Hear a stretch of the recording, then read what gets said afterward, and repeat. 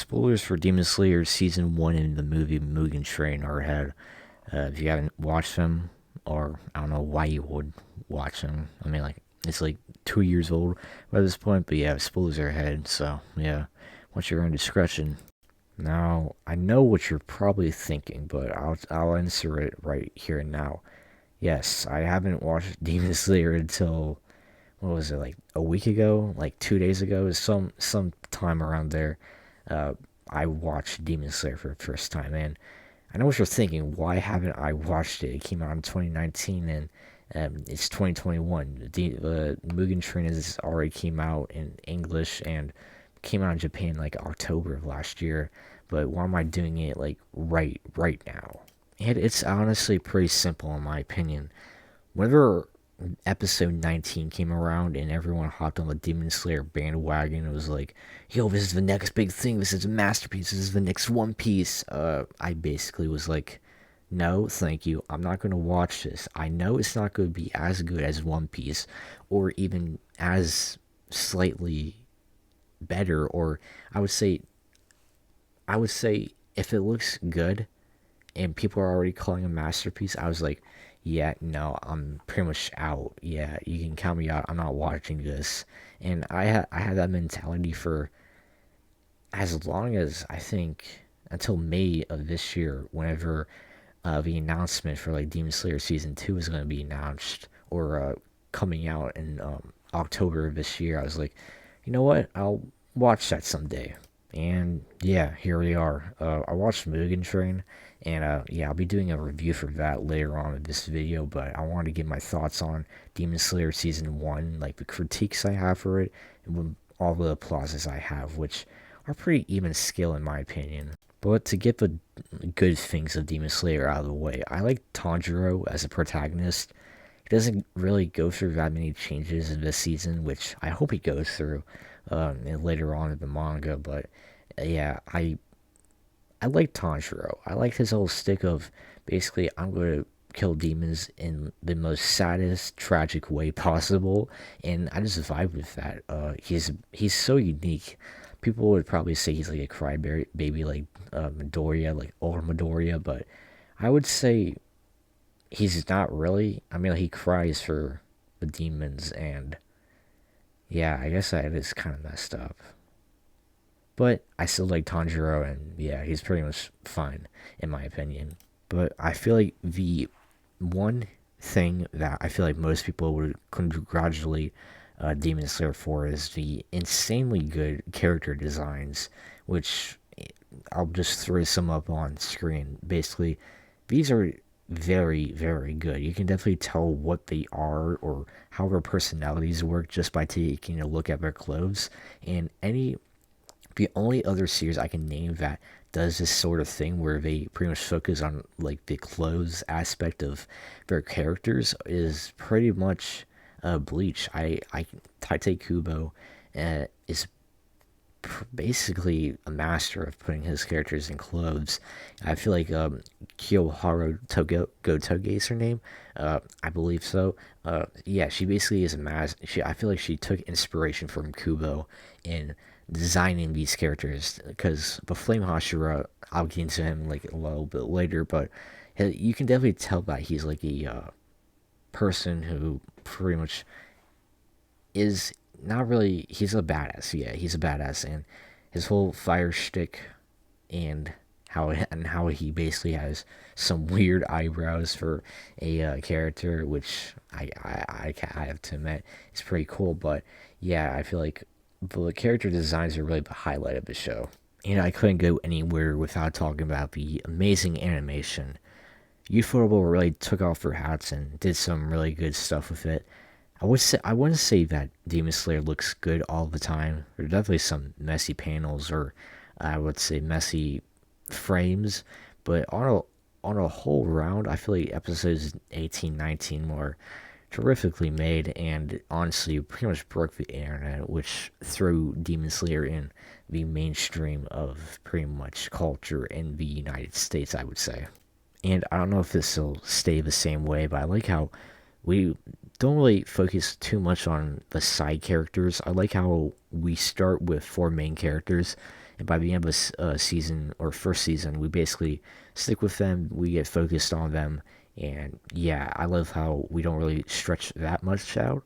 But mostly that we stretched out was probably in episodes 21 and 22, where we met the Hashiras, which are was a really cool episode to see like the top dogs of Demon Slayer core, and yeah, and probably the best character in his entire first season is Inosuke.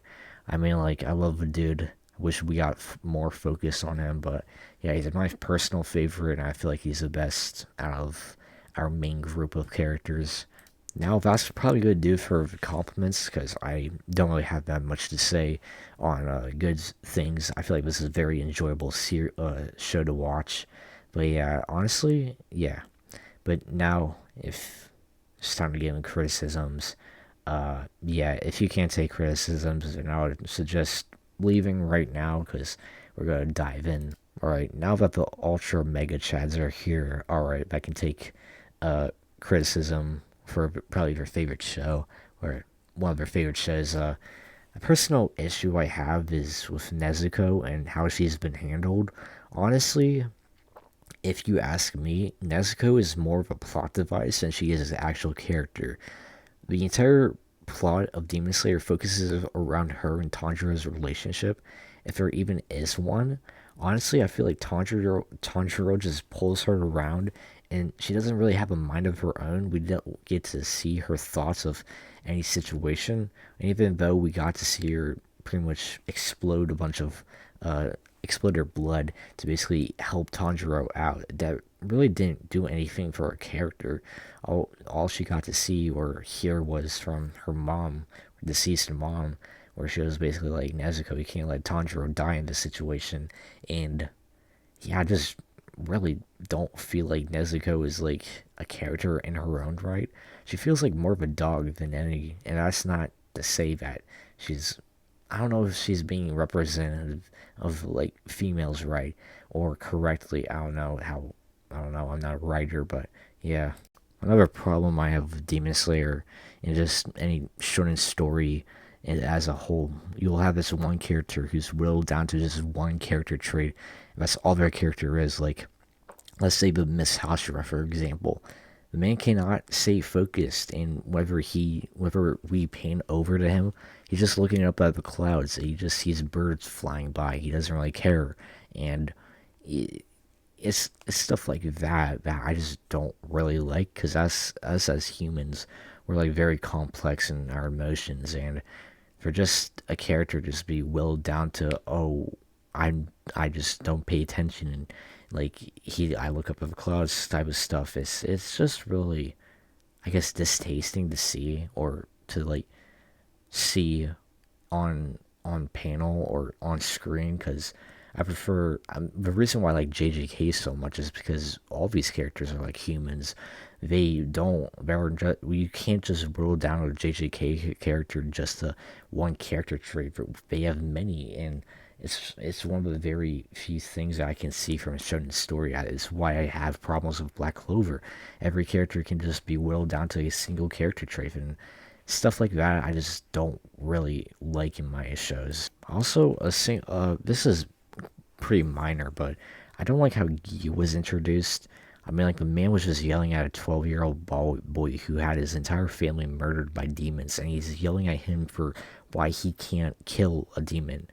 And it was already established in like the first episode that like pe- people are not aware of demons. Like, they come out and they kill them, and the Demon Slayer core is like not recognized by the government, which I don't know. I don't know how I feel about that, but I don't know. I just feel like how Guy was introduced was just shows him to be like an asshole. And this gets down to my last criticism. Zenitsu. I cannot stand Zenitsu. Every time he's on screen, I'm so disinterested, because I either know one of two things. He's going to cry. He's not going to want to do anything. He's probably going to, if it involves like a hot girl involved, I'm just like, he's going to go do it anyway. He's so predictable as a character. I just don't like him. He's very distasteful, in my opinion, to like how, yeah, it's like, I brought this up earlier, but I hate whenever people are just whittled down a character to just a single character trait, which that's all Zenitsu is. Like he just cries and whines all the time. The only time he can like show off or be a badass is like in like one of the episodes where he just gets knocked out and he just thunderbolt slices of demon's head off, which was cool, yeah, but I just don't like Zenitsu that much. But that's pretty much my Demon Slayer Season 1 review done. Let's go on to Mugen Train, which I don't really have that much to say on Mugen Train as a whole, but it was pretty good. I liked how we got to expand on the Flame Ashura. He seemed the most interesting out of the bunch of Ashuras that we got to meet. And yeah, he's just really interesting. I can't really say that I like cried at his death. I mean, like it was expecting, but like I didn't really expect Tanjiro and the cast to like cry so much. I mean, like they just met the guy like in a single night. The guy, Flame Hashira Rengoku, basically dies and meets them and gets to expand on his backstory. But like, yeah, just they don't really care for him. But I feel like he was a very intriguing character to see. Pretty much his whole thing with Akaza, which by the way was beautifully animated, by the way. But yeah, with that aside, I feel like the movie was pretty good. Honestly, I don't really have that much to say. Best character Rengoku. Honestly, I like Akaza, I like his introduction, but yeah, aside of that, that's just really it. Also, I had to say this, but the CGI in this movie is hilarious. Whenever, what's his name? Enmu gets like his head cut off and he has to like merge with the train. He has a whole like I want to say Brachiosaurus neck that comes out and just starts talking to Tanjiro. It was so funny seeing that in CGI. Not to say it was bad or anything, but it was really funny to see. But yeah, I feel like Mugen Train was like Demon Slayer Season 1, but like condensed into 2 hours, which isn't a bad thing. I feel like most of the things in Demon Slayer Season 1 were still present in Season on Mugen Train, but I will say Akaza, really liked him. So yeah, he was like the best villain in the entire series at this point. Like, I'll take him over Rui any day of the week, but yeah, that's pretty much it. But yeah, if you want to see more content like this, I plan on doing more Demon Slayer videos in the future. I really like the series overall. It's like an 8.5 or 8, somewhere around there. But yeah, I'll do a video whenever I catch up to the manga. I'll like script it and stuff. But yeah, it's going to be me for today. So yeah, if you guys if you guys enjoyed the video, like, sub if you're new. And yeah, it's been your host Blind, and I'll see you all in the next one. Peace.